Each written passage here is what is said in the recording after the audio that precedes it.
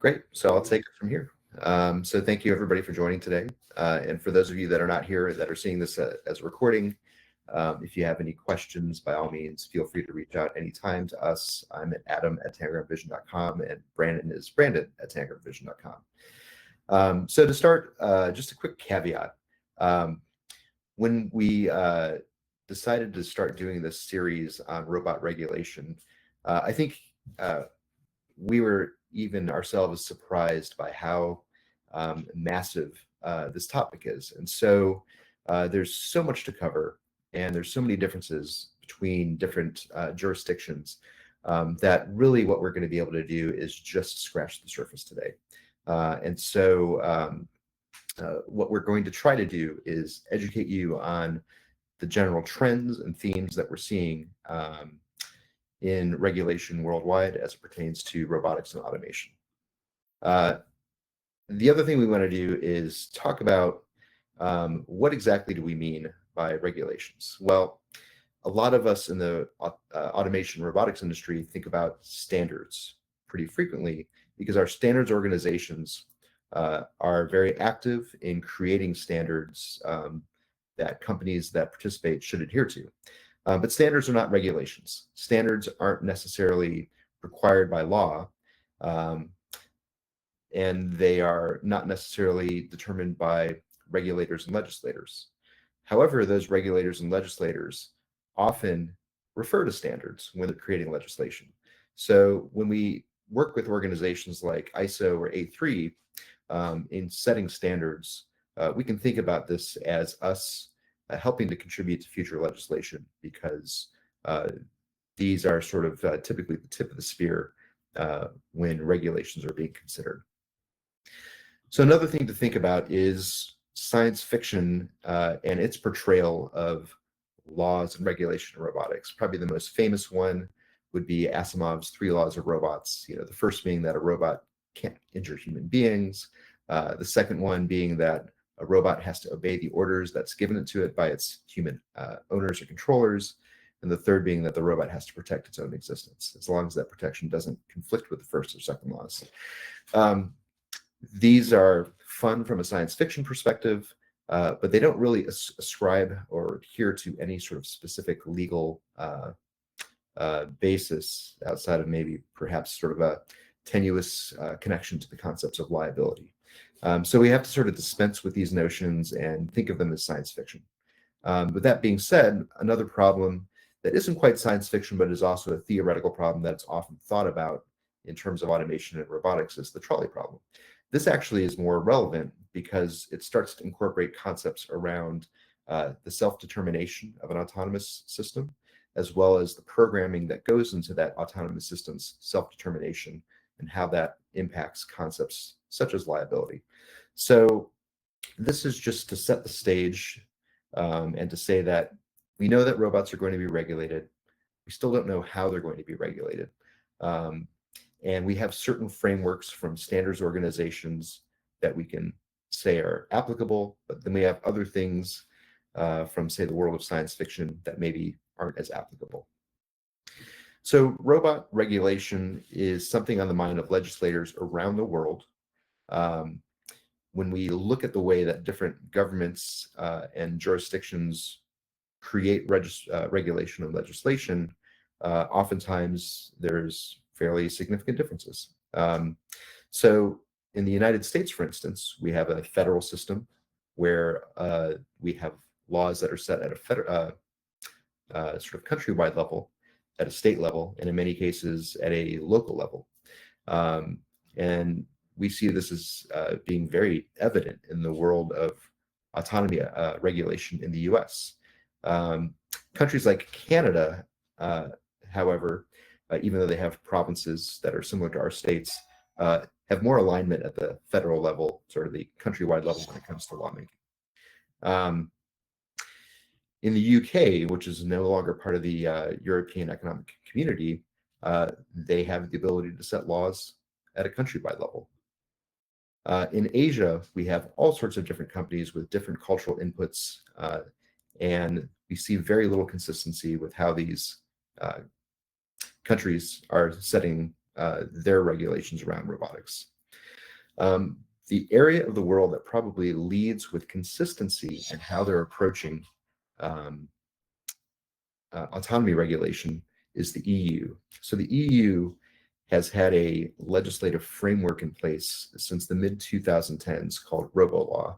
This is not yet legislation, but it's a framework for legislation that's starting to consider all the big building blocks of how you would regulate an industry like robotics.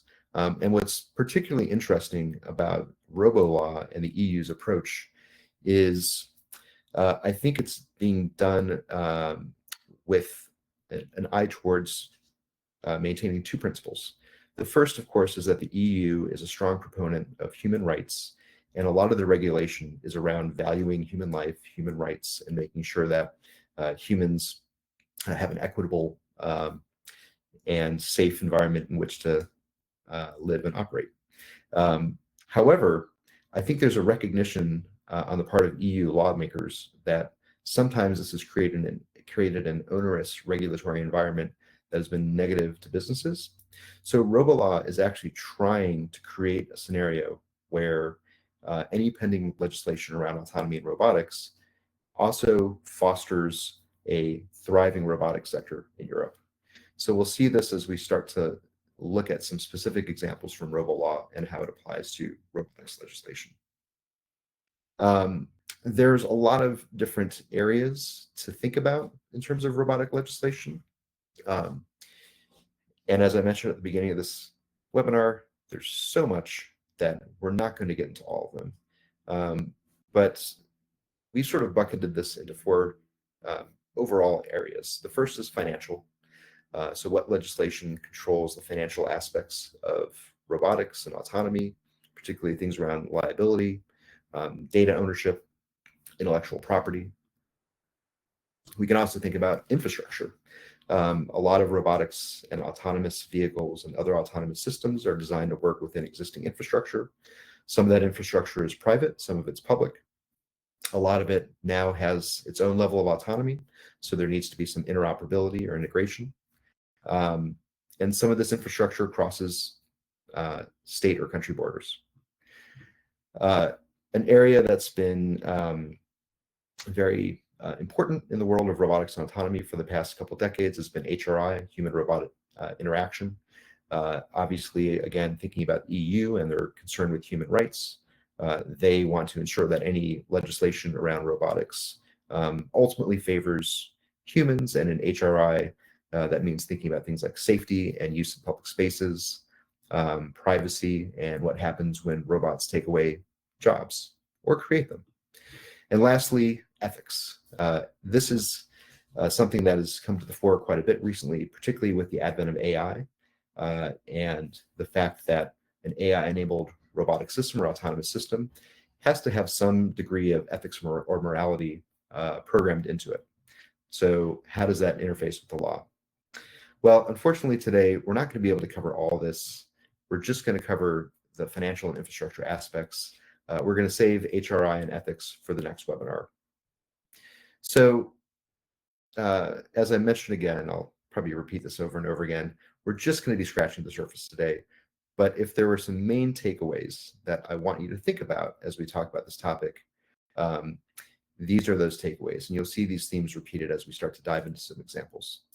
The first is that if there's no specific legislation around robots, typically right now legislators and courts are falling back on existing law that can be applied to robots and autonomy.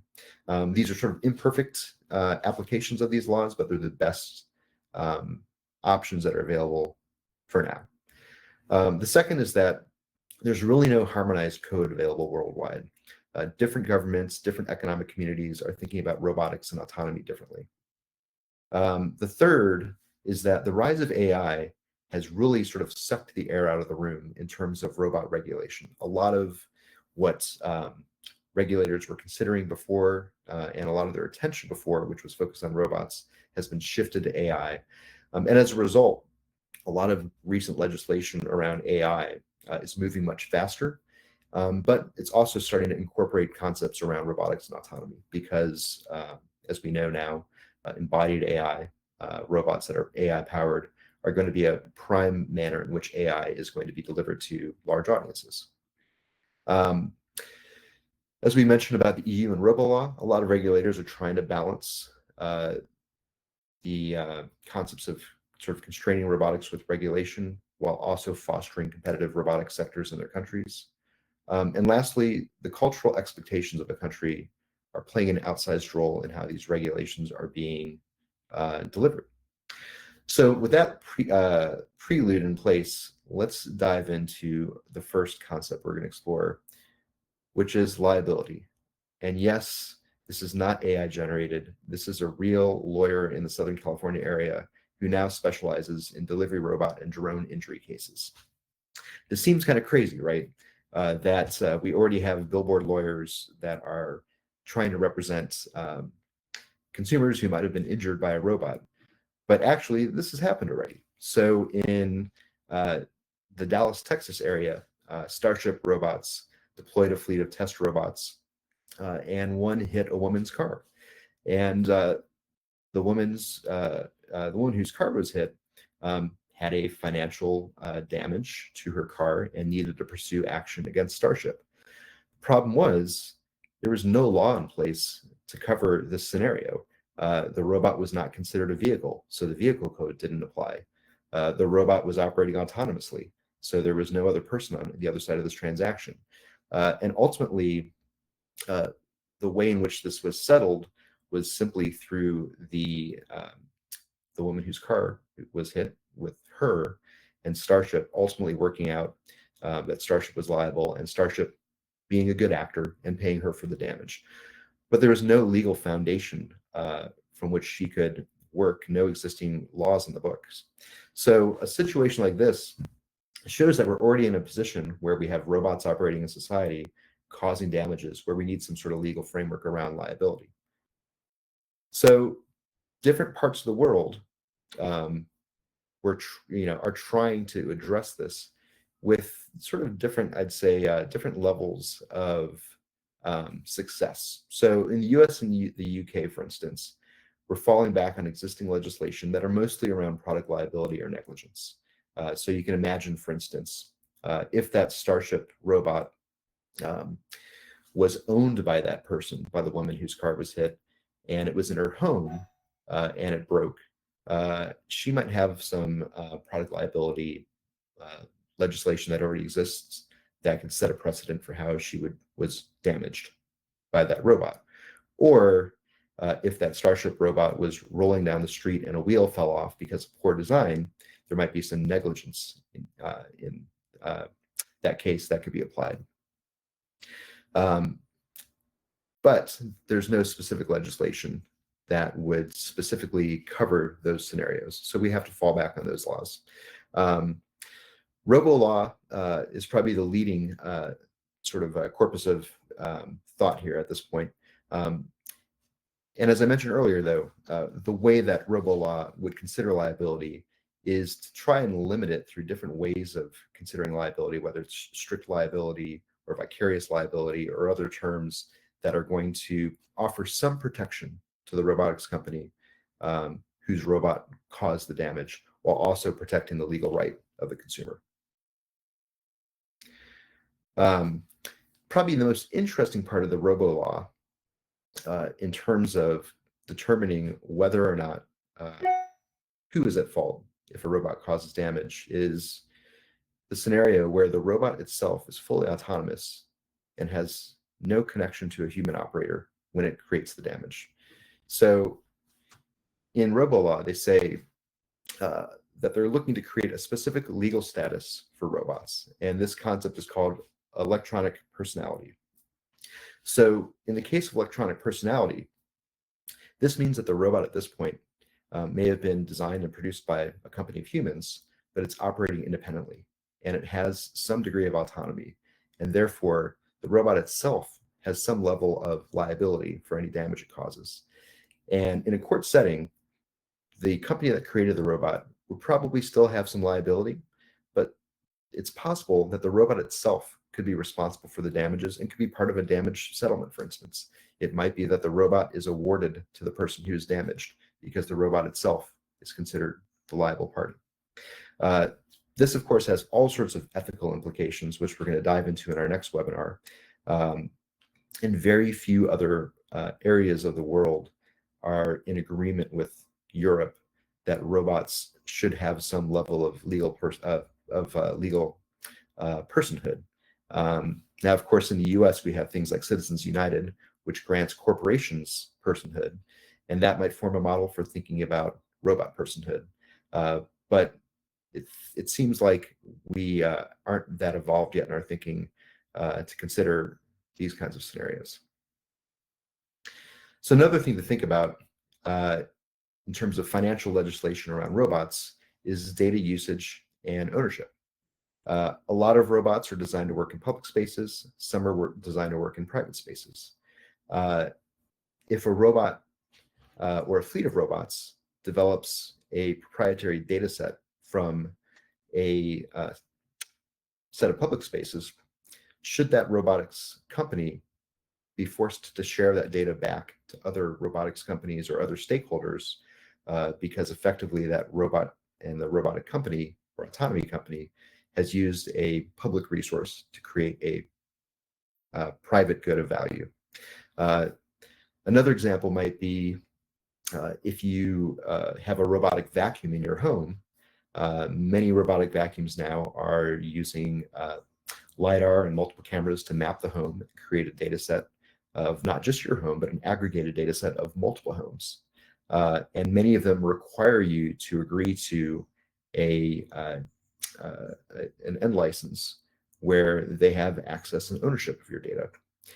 Some legislators are considering that to be poor practice. And so many home robotics companies are now proactively addressing this by changing their terms of use to allow a customer to be able to opt out of data aggregation and just keep their data to themselves to effectively avoid any future legislation around data sharing. Now, one more example around data ownership is in the UK. And in the UK, there's a lot of discussion now around agriculture robots. In particular, the Department of Innovation, Science, and Technology is trying to create a legal framework whereby any data captured by a robotic agriculture implement is by law owned by the farmer. Now, the reason for this is because they recognize that despite the innovation in this sector, there's also a lot of failure in this sector. So a farmer might subscribe to a robot as a service from an agricultural autonomy provider, which maps their field and provides the service and then goes out of business. And then suddenly the farmer not only no longer has the service, but doesn't have the data that they captured and can't port that data to a new provider. This is the situation that they want to avoid. They want to have a scenario where the user of the service retains their data for easy portability to another service provider. So similar to data ownership is intellectual property. Now, this is where we start to consider AI as more of a prime player in this scenario. As I mentioned earlier, a lot of legislators are starting to focus more on AI than robotics, but they recognize that AI and robotics sort of work hand in hand, and that there's a lot of common scenarios where these are both important to consider. In terms of intellectual property, one of the interesting areas that legislators are trying to grapple with is who owns IP if it's created by an AI system? Is it owned by the creator of the AI system, or is it owned by the AI system itself? There's an engineer by the name of Stephen Thaler who created a AI called Davis. And the purpose of Davis was to create AI-generated intellectual property to test patent law to see if it was prepared for this future where AI or robotic entities might create patentable IP. So to date, he's submitted IP created by Davis to patent offices around the world. Now, on the screen, we can see the logos of the European Patent Office, the Israeli Patent Office, the UK Patent Office, the German Patent Office, the US Patent Office, the New Zealand Patent Office, and the South Korean Patent Office. All of these patent offices have denied Thaler's application on behalf of Davis, saying that Davis is not a natural person and therefore Davis cannot apply for a patent. However, Australia and South Africa have granted patents to Davis. And so we now have precedent at least 2 jurisdictions in the world that an AI can generate a patentable piece of intellectual property and own or file that patent. This is pretty fascinating. The next concept we're going to explore is right to repair. So this is an area which we probably have more familiarity with because there is existing precedent in the world of agriculture. This has been a touchy subject in the world of agriculture for probably the last decade, as farm equipment has become more automated and more complicated to repair. A lot of farmers have been unhappy that they are no longer able to do repairs themselves on their farms. And as a result, they've been trying to negotiate with agriculture manufacturers to create a workable scenario where they have the ability to repair their own devices, or at least have access to tools that they can purchase from the manufacturers to do so. In 2017, the large agricultural companies in the US like John Deere and Caterpillar and Kubota and others agreed to provide these tools to farmers and agriculture workers. However, it still hasn't happened. So a lot of farmers consider this to be a stalling tactic. But what this has done is it has caused a number of states in the US to introduce legislation around right to repair. And a lot of this legislation is already being applied in the agriculture sector, which is an area of development, extreme development for autonomy. Now, there's also parallels in the world of medical devices and medical robotics. One of the key case precedents for right to repair in robotics is from the Da Vinci surgical robot. So this is a robot that's in use in hospitals around the world. A majority of Da Vinci's revenue doesn't come from selling the surgical robot. It comes from selling maintenance and repair. And so a number of class action lawsuits have been filed requesting right to repair. These have been settled out of courts with about close to $70 million in payments to the plaintiffs, but without any commitment yet on the part of Da Vinci to actually provide true right to repair. However, it's a key area of consumer rights that is being considered in legislatures around the world. We expect this to be something that happens quite a bit as robots get introduced more into the homes or into industrial use. Another interesting area to think about now as we move into infrastructure is what happens with robots or autonomy in public or private spaces. Well, a lot of this actually has to do with cultural wars and values. So on the top left here, we see an image of a number of different delivery robots, and these are all in Japan. In April of last year, Japan more or less passed legislation allowing delivery robots carte blanche to operate on Japanese roads. This is largely based on the fact that Japan has an aging population, and the Japanese regulators saw delivery robots as a way to help provide services and goods to their aging population that may not be as mobile as they once were. We can compare this with where I live, the Bay Area. So here we have a map of San Francisco. Now, much like Japan, San Francisco is considered to be a tech-forward environment where you would expect a lot of technology to be deployed with very little resistance. Unlike Japan, however, where the entire country was opened up to delivery robots in one fell swoop. San Francisco has taken a different approach. Now, this is my theory, but if you were in San Francisco about a decade ago, you woke up one day to find scooters from Bird and Lime and Jump everywhere on the streets. All the scooter rental companies overnight in a competitive wave dumped thousands of scooters on San Francisco. Now, that made a lot of people in San Francisco unhappy, and as a result, the Board of Supervisors have taken a much stricter approach to delivery robots, in my opinion, to avoid a similar scenario. But they took a really onerous approach. So again, whereby in Japan, a delivery robot can operate on any public road, in the San Francisco metropolitan sort of area, what we see on the map are 11 districts of San Francisco.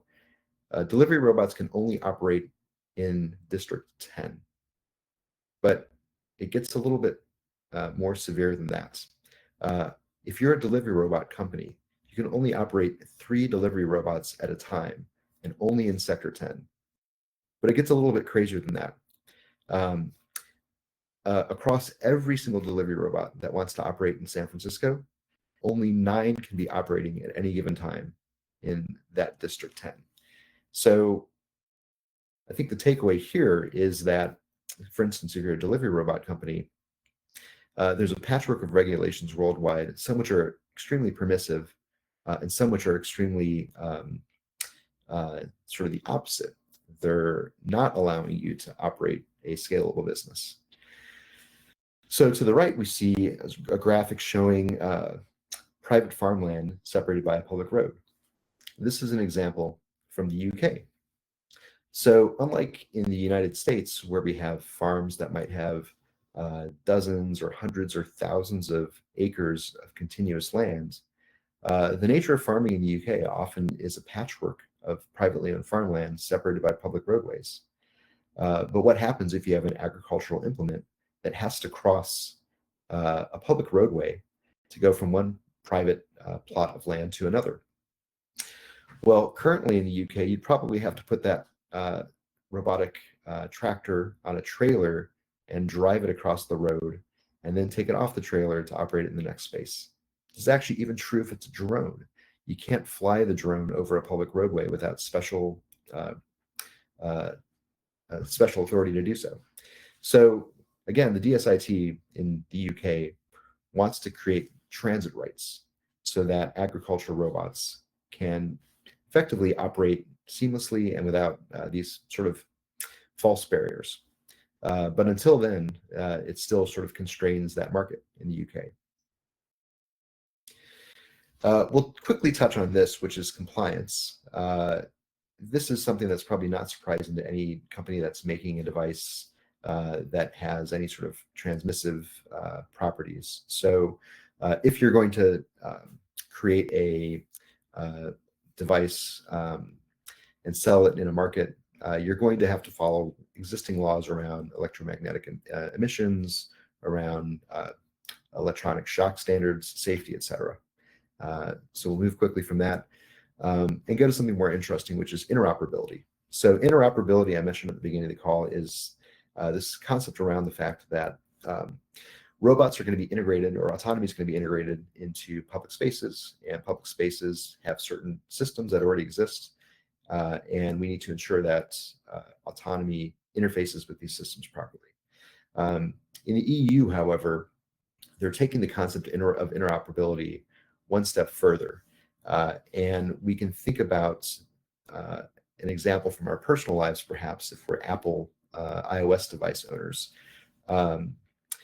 Recently, Apple shifted from their proprietary Lightning cable to the generic USB-C standard. And this is largely because the EU looked at the Lightning cable and saw this as a monopolistic move on the part of Apple to force people to use their specific standard and to not be able to use other devices and device standards. That's the same way that the EU RoboLaw is thinking about interoperability for robots and autonomy systems, is that they should be interoperable not only to allow for simple integration with existing assets, but also to prevent monopolistic behavior on the part of corporations.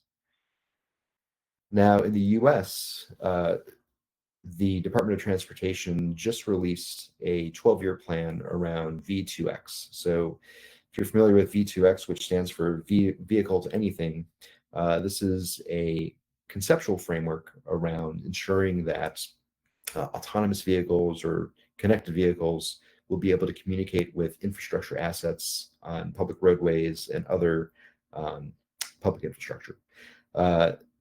This is most likely going to extend to any fully autonomous vehicles or delivery robots or other types of autonomous devices that are going to work in public spaces. They're going to have to ascribe to the specific frameworks and technical foundations of the DOT's V2X plan, which is also informed by the FCC. They're carving out, I think, 5.9 gigahertz bandwidth specifically for communication from vehicles to infrastructure. Related to the concept of interoperability, we can also think about cross-border infrastructure. So if two adjoining countries have two different bandwidths that are used for V2X communication, that's problematic. And so as a result, there is collaboration between different countries and different markets to ensure that infrastructure is going to be consistent for autonomous vehicles and autonomous devices that are going to cross borders. And the kind of communication that's being considered, or the kind of interaction that's being considered for cross-border autonomy, is largely around not just the ability for a device to cross a border and still operate because it interacts with the infrastructure correctly, but also to digitally transmit documentation. So imagine, for instance, you're an autonomous vehicle and you're crossing from the United States into Canada. You shouldn't necessarily have to stop at a customs checkpoint if your autonomous vehicle can transmit your digital passport in advance to the customs office and ensure that you can travel seamlessly over the border. Likewise, if you have an autonomous truck that's bringing goods across a border, it should be able to digitally transmit its bill of lading and notify authorities if it does need a sort of a specific inspection, or if it can travel without needing that. So these are, this area in particular, I would say, is probably the furthest from being legislated effectively at this point. At this point, we have industry groups. For instance, in Europe, there's a group called CCAM, which stands for Connected, Cooperative, and Automated Mobility, which is sponsored by the EU, to start thinking about legislation and how this will operate in an intrastate capacity. So to go back to what we talked about earlier, what are the meta themes to consider when we're thinking about legislation or regulation for robotics? Well, the first is that if legislation doesn't exist specifically for robotics, there's still existing legislation that's probably going to be a fallback in the meantime, so that we can effectively introduce automation into society and have some legal foundation to work with it. The second is that we don't have harmonized legal codes worldwide. It's going to be a patchwork, and for any autonomy company or robotics company that's looking for global deployment, you'll have to be prepared to have some degree of changes in your approach based on a specific company's legislation. The third is that the rise of AI has captured regulators' attention. The fourth is that regulators are trying to be sensitive to the needs of industry to create competitive sectors. And the last is that cultural expectations play an outsized role. So the next time we have one of these webinars, as I mentioned earlier, we're going to talk more about HRI and we're going to talk about ethics. But with that, I hope you enjoyed this very quick and superficial overview of some of these areas. I apologize I couldn't go too deeply into some of these, but if you have any questions, happy to answer them. Actually, I have a couple questions. Cool. And specifically because I am curious, you gave a ton of different examples about, I would say, heavy-handed versus light-handed approaches to most of these things, right? Yeah. I think, in my research on this, I found the term Collingridge dilemma explained a lot of this. It's kind of the practice where you don't have enough information or you don't have enough power. And so as legislation comes out, it's either too early or too late to kind of balance these things out. Did you find an approach during your research that you would say hit that sweet spot where it came in at just the right time? Or is that really not a thing here? I don't think it's a thing here. I think I would say one of the things I probably said repeatedly was that the EU has been on the sort of cutting edge of legislating for sort of a future world where we have lots of autonomy and robotics. But even then, robo law, I believe, is over a decade old at this point and still hasn't been enacted. It's still being discussed. And in the meantime, with the advent of generative AI and sort of the cultural impact that that's had, again, that's sort of taken regulators' attention away from robotics temporarily. And so I think there's the degree to which legislation can be quickly deployed, particularly in a fast evolving space like this, there's a mismatch. I think robotics is always going to move faster than legislation, and we'll end up in a scenario where we will always have, I think, a slightly unsatisfactory set of laws that are slightly out of date. And it's going to be up to legislators to continue to evolve those laws and to keep paying attention to it. And on that note, I have a second question. Is the right to repair and the portability of data and all of these things that you might expect from a robotics or AI company, what is the effectiveness of legislation if a company decides to be a little malicious about their approach? I could imagine portability of data being, we just gave you an entire blob of everything we've ever recorded. Have fun porting it. Yeah. I'm assuming this is something being addressed by legislation, or if it's not, why not? I don't know. Have you seen that? There isn't anything specific in the proposed legislation yet around sort of data formats. My guess is that this would be something where the standards organizations like ISO or A3 would have some say in how data should be formatted for easy portability for a customer from a service to a service. I don't know that legislators or courts are prepared to prosecute on data formats or how simple it is for a user to use the data they receive from a system. Typically, the EU's approach in the past when they do create legislation and there's a malicious actor is to have pretty onerous fines. GDPR is an example of this, where there's a lot of gray area, but the EU looks pretty unkindly on companies that don't appear to be good actors. Does GDPR have a sway in the AI and robotics talk right now? Absolutely. Outsized? Yeah. Yeah. So GDPR actually is relevant in robotics and autonomy because a lot of robotics and autonomy uses cameras. They can record people's likeness. They can capture personally identifiable information, PII. And so any company that's going to deploy autonomy in, say, the EU has to make sure that that autonomous system complies with GDPR standards. Same thing in California. California has similar privacy approaches. So yeah, certainly you risk that kind of liability if you're not paying attention to it. Wow. Well, are there any other questions? Because I have a ton, but I can talk to Adam whenever. Yeah. If not, Adam, thank you very much for this first glimpse into robotics regulation. This is fascinating stuff. And we will have a second webinar following up on this. This presentation, I think, will be uploaded to YouTube and LinkedIn as well. If anybody is interested and didn't get a chance to hop on today. But otherwise, Adam, thank you for your time and knowledge. Really appreciate it. Thanks everybody for joining. Bye, all.